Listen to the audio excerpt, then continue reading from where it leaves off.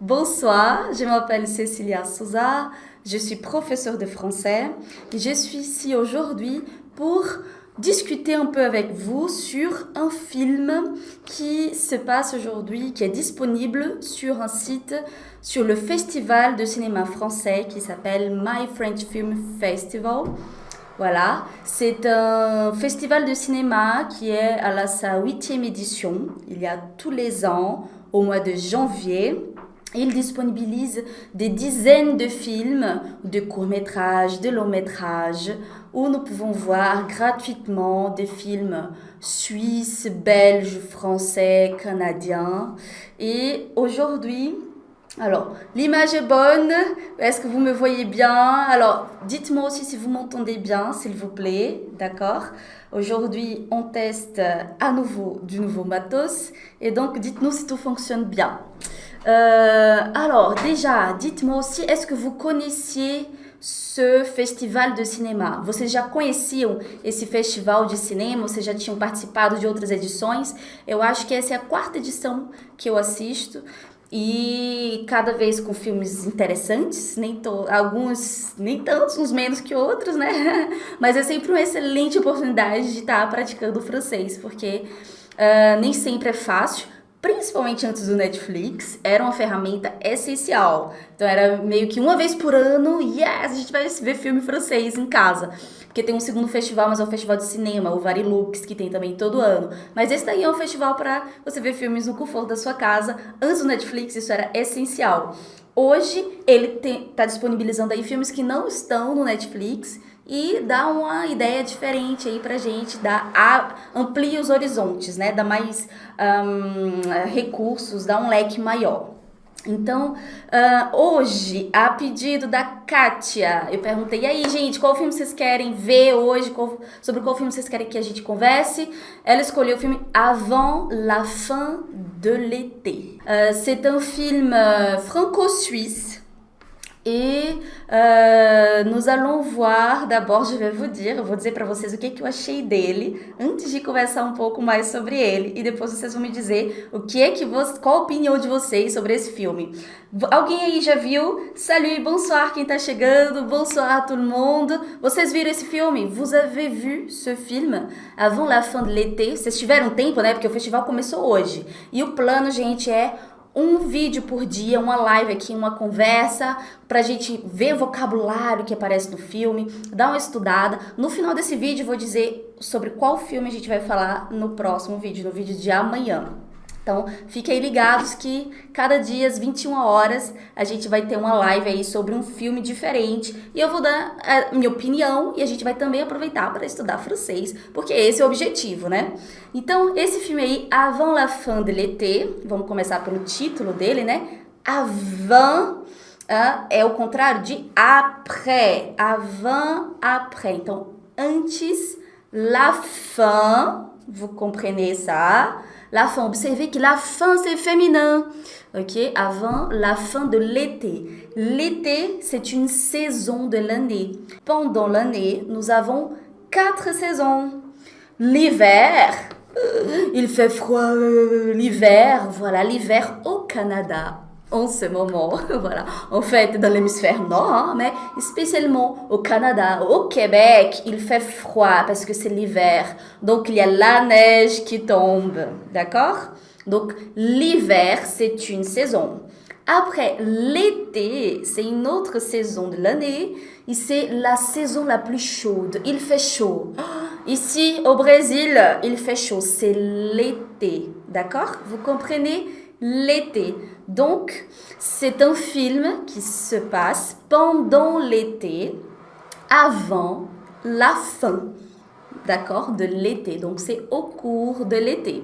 Ça, c'est le titre du film. Alors, pour parler d'un film, nous pouvons utiliser ce vocabulaire-là. Le vocabulaire de la cinématographie. On peut parler du réalisateur. Donc, Steven Spielberg, c'est un grand réalisateur. Il y a plein d'autres. Là, le réalisateur de ce film, un nom un peu difficile pour moi, mais je vais essayer de le prononcer. Alors, c'est, attendez une seconde, Mariam, ça va, Mariam Gourmagtek. Je ne sais pas si je prononce bien. Alors, elle est évidemment pas... son nom n'est pas français, donc il y a une petite difficulté complémentaire pour moi pour le prononcer. Ah bon, ça c'est le réalisateur. Donc c'est la personne qui a fait la direction du film. On va parler de direction, donc la réalisation. Le scénario, c'est l'histoire. D'accord? Le cenário, atenção falso amigo, não é cenário, gente, é a história, a trama, ok? E para vocês ficarem por dentro, eu vou ler aqui para vocês, je vais lire le synopsis de ce film, ici, le synopsis. C'est après 5 ans d'études à Paris, après, lembra, já falei aqui no iníciozinho desse vídeo, avant, après. Après 5 ans d'études à Paris, dans la ville de Paris, Arrache, c'est le personnage principal, ne s'est pas fait à la vie française. Ne s'est pas fait à la vie française. Se faire à, ça veut dire s'habituer, aimer. Il a habité pendant 5 ans à Paris, mais il ne s'est pas habitué. Il est encore très étranger. Il ne se sent pas à l'aise. C'est pas son pays, c'est pas chez lui. Donc, il a décidé de rentrer en Iran. Voilà, c'est un personnage iranien qui a habité à Paris pendant 5 ans, mais qui ne s'est pas habitué à la vie, s'est pas habitué à Paris. Donc, il ne s'est pas fait à Paris. Donc, il a décidé, alors je vais rentrer. Rentrer vem de entrer, né? E tem um R na frente, então reentrar. Mas é no sentido de voltar. Tem em francês 2 verbos para dizer voltar. Tem o retourner e o rentrer.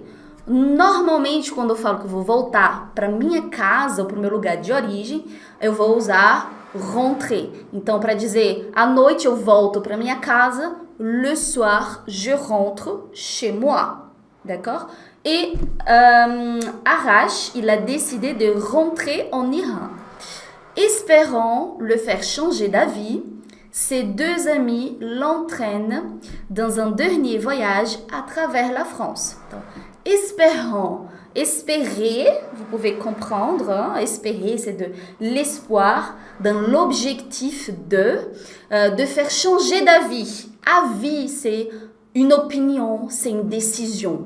Donc, Arrache a 2 amis et ces 2 amis, collègues, c'est comme collègue mais c'est très proche, amis, ils l'entraînent. Entraîner, c'est un peu comme puxar, eles arrastam ele, eles o convencem. Donc, le début du film, c'est un long dialogue entre tous les 3, avec les 2 amis qui essayent de convaincre Arrache justement à partir pour un dernier voyage.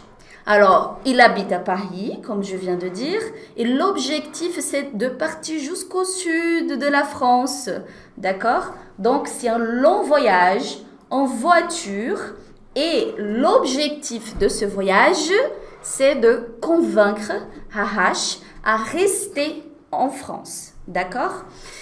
E o que acontece? Eu tenho já logo que avisar logo a vocês um detalhezinho. Tem mais outros, tem la bande son, né, que são as músicas, a trilha sonora do filme. Tem bastante música iraniana, bastante música francesa também, nada muito clássico. Então, eu tenho logo que avançar uma coisa, gente. Esse filme não vai ser indicado para quem tá vendo com o objetivo único de estudar francês. Pourquoi, Cecília? Parce que la langue, c'est pas en français. Então, eu comecei a ver o filme, né? O meu objetivo era ver o filme em francês. Mas tudo bem, não tem problema nenhum. Foi muito interessante. Ele fala bastante da cultura do Irã, da condição do estrangeiro, especialmente do iraniano na França.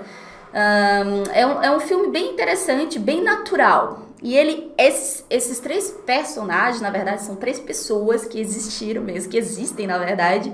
E o filme foi feito depois com base principalmente em conversas que aconteceram durante a tournage, pendant le tournage, durante a filmagem do filme. Então, é um filme que tem assim um ar bem, tem as paisagens da França, né? Essa viagem mesmo, eles pegaram o carro, fizeram a viagem toda, claro. Mas é um filme que não é muito caro, que não tem muita mise en scène, não tem muita encenação. Então, ele realmente grava eventos, foire, tem eventos no parque de atrações, tudo isso sem ter sido realmente mise en scène pro filme. Então tem muitos diálogos reais, tem um momento que mostra eles conversando com um francês lá, com um carinha lá, ele conversa sobre o cigarro iraniano, aí o rapaz até fala, dá pra ver que não são atores, né, com quem eles estão interagindo, e isso dá um ar bem familiar. Donc maintenant un peu plus en français. Agora eu vou falar um pouquinho mais em francês, lentamente. Donc je vais parler lentement, essayer de comprendre, d'accord? Donc au début du film, il y a le dialogue entre trois Iraniens. Le personnage principal, Arash, et ses deux amis. Et ils discutent. L'objectif des deux amis, c'est de convaincre Arash de rester en France. Parce que après 5 ans d'études à Paris, il y a Hadash, il ne s'est pas habitué, il ne sait pas faire la vie, donc il a décidé de rentrer chez lui. Et c'est ça son objectif. Mais ses amis l'ont convaincu à partir en voyage à travers la France. Donc ils quittent Paris, ils sortent de Paris en direction du sud, donc ils vont vers le sud.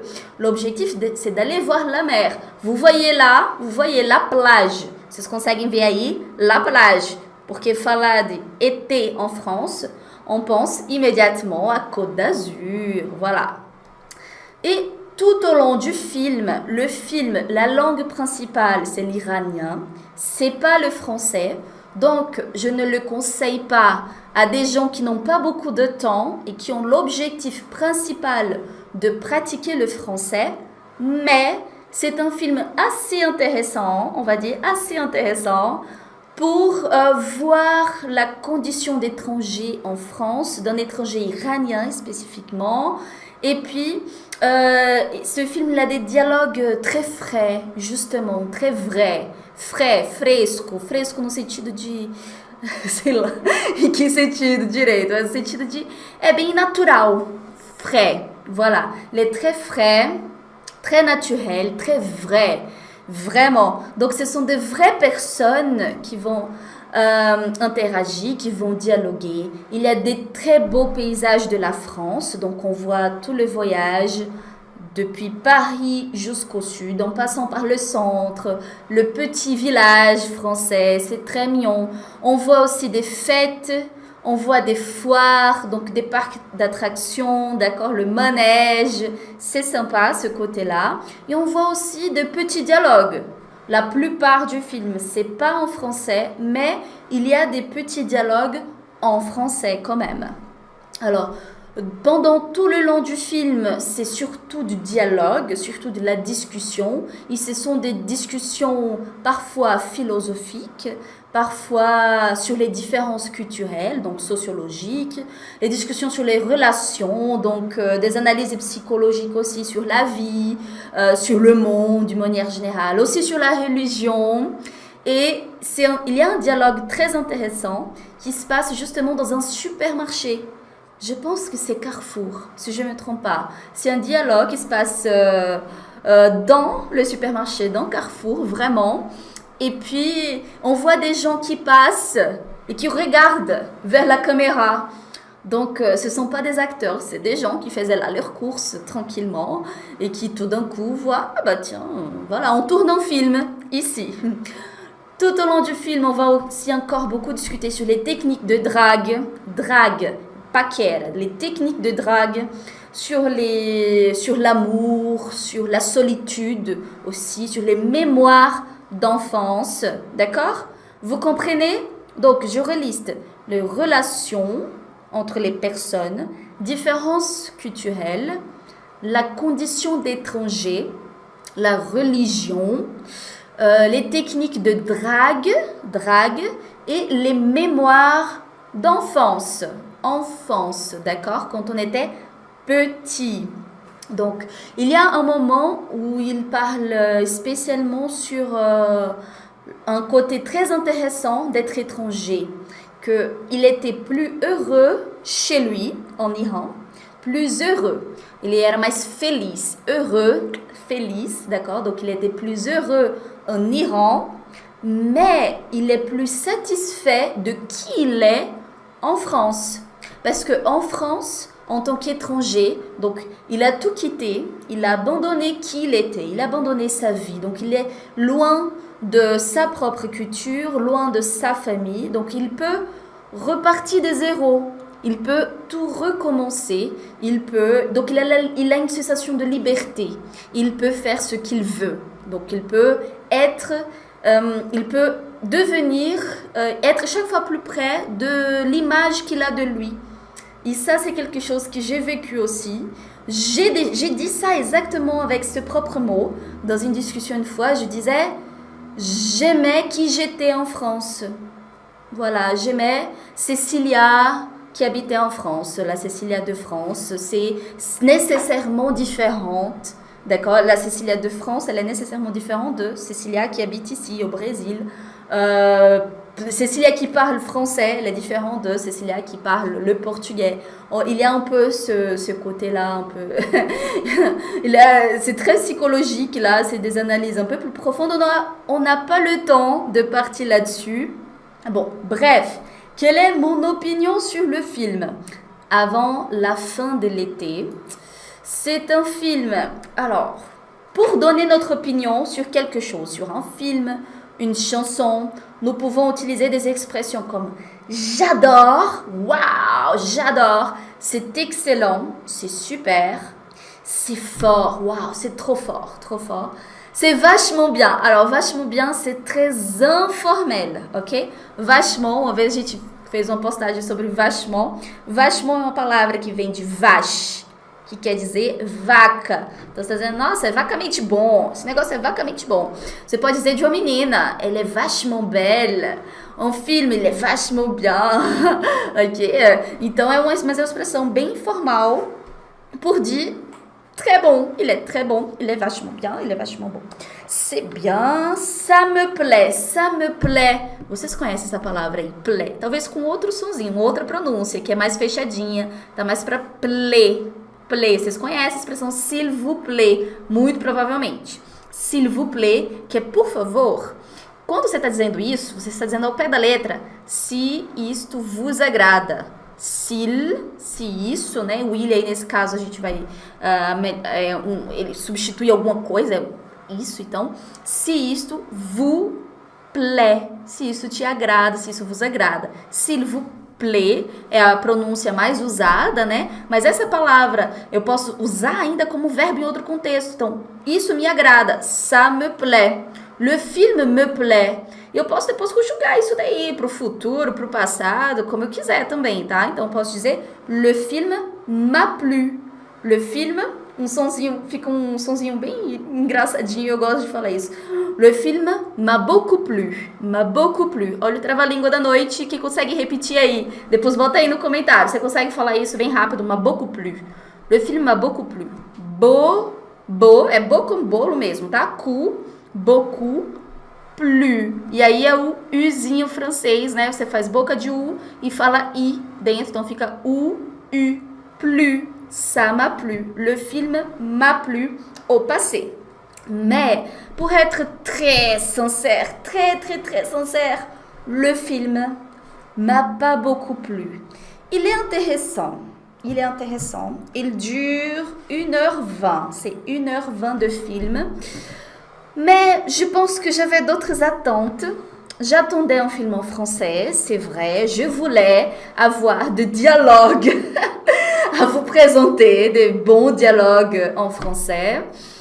E le filme, ouais, esse lado dele que é bem real, tem um lado positivo e ao mesmo tempo negativo. Ao mesmo tempo, eu fiquei bem interessada. Eu vi até o final, bom, conversando um pouco no WhatsApp com os alunos aqui, fazendo uma pesquisa ali, então dá pra ver aí o nível de atenção que o filme captou da minha parte. Então, eu não diria que c'est nul. Olha lá, eu tô agora na parte de opinião negativa, começando da pior lá de baixo pra cima. C'est nul. C'est nul é também bem informal, tá? C'est nul. Olha lá, il est nul. C'est raté. Raté é quando você tenta alcançar um objetivo e não consegue. Então, raté. A gente usa bastante esse verbo para dizer o equivalente. Eu perdi o ônibus. Você não vai dizer j'ai perdu le bus. J'ai perdu. Ah, il est où le bus? Il est où le bus? Non, c'est pas comme ça. C'est j'ai raté le bus. Je raté le train. Eu posso também, imagina alguém que joga assim um papelzinho. Tem aqui um papelzinho. Vou jogar ali naquela lixeira. O que vocês acham? Vocês acham que eu vou acertar ou rater? Alors, rater. Voilà. Rater. C'est raté. J'ai raté. Mince, j'ai raté. Je peux dire alors que le film a raté. Je peux dire aussi que le début de cette vidéo a été un peu raté, hein, par les problèmes techniques aussi. On peut dire c'est pas terrible. Gente, c'est pas terrible quer dizer c'est terrible, d'accord? C'est pas terrible, c'est la négation, mais c'est terrible encore, c'est très mauvais. C'est pas terrible. Oh, c'est franchement mauvais. C'est sans intérêt. C'est plutôt mauvais. C'est pas trop mauvais. A partir de c'est pas trop mauvais, ele já tá entre um e outro. C'est pas trop mauvais. Sabe? Dá pra suportar. C'est pas trop. O trop é muito. Não é ruim demais, sabe? Não é ruim demais. C'est pas trop mauvais. C'est pas mal. Na minha humilde opinião, pra mim ele é c'est plutôt pas mal. C'est plutôt. O plutôt. Eu adoro essa palavra, gente. Na hora que vocês forem dar opinião de vocês podem usar o plutôt, que é uma palavra linda, dá aquela nuancezinha, ninguém pode discordar de você. Plutôt. Imagina uma échelle, uma escala. Imagina uma escala, uma escala de 0 a 10. Aí você tem lá o meio, ok?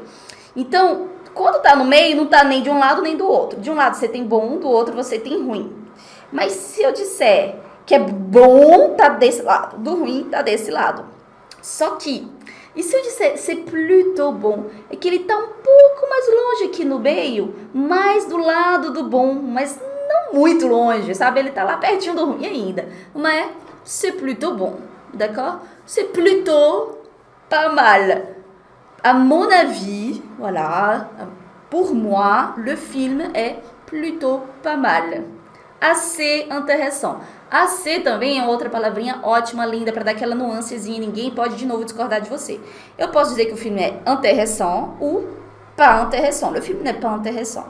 Mas eu posso dizer que ele, até que ele é interessantezinho, até que ele é interessante o bastante. Então fica esse AC, é A-S-S-E-E-Z, A-2-S-E-Z, AC. Je vais écrire sur le chat, AC, et plutôt tá aí na tela, ok, plutôt. Donc vous avez plutôt, c'est plutôt pas mal, c'est assez intéressant, Moi, j'ai assez bien aimé, d'accord? Então, se vocês tiverem curiosidade, se vocês tiverem interesse em ver sobre paisagens da França, sobre a vida de um estrangeiro, sobre o que seus dramas, seus conflitos internos, principalmente essa parte aí, então vai ser uma boa para você ver esse filme aí, Avant la fin de l'été. Por que ele se chama Avant la fin de l'été? Porque é o período que ele tem antes de voltar para o Irã. E os amigos ainda têm aquela esperança de convencê-lo a ficar na França. O que vocês acham? Vocês acham que ele voltou?